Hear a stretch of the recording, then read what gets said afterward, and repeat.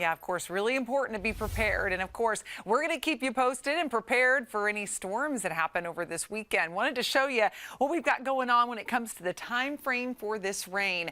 In the morning, looks like a pretty low likelihood of seeing much in the way of showers and thunderstorms for the upstate. But notice how that rain chance really shoots up to scattered toward the early afternoon, peaks toward about 5 o'clock. So that's when we're going to have our greatest chance of rain as we head throughout Saturday. Now, Saturday will be the biggest chance. Sunday should improve. As we walk through the timeline, notice that the mountains should stay dry through around lunchtime. I say relatively dry, approaching that isolated territory, so maybe a couple showers popping up. But the better chance for some more impactful rain is going to come during the second half of the day, early afternoon, and then as we get into the late afternoon and early evening hours. So obviously there are some important things going on, like some football games. Let's start with Clemson's game. That'll be the first that happens at Death Valley. Temperatures will be right around 80 degrees. We'll be looking at low 80s as we head toward halftime, 70s as the game's wrapping up. Now, there is a decent chance that we're going to have to deal with at least a little bit of rain during those games,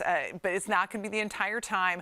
Hopefully, lightning won't cause a lot of issues with delays, but can't be ruled out, so just kind of pack your patience for these games. Now we've got the Gamecock forecast, of course, taking on Furman. So this is going to be a great one as we take a look at your evening forecast. Temperatures in the 70s, and unfortunately, we're looking at that chance for thunderstorms as well. So for both of these games, pack your rain gear, especially if you're going to be out there tailgating for a while, because you certainly may need it. Coming up, we'll go hour by hour on our future track model and get another look at Hurricane Lee in just a few minutes.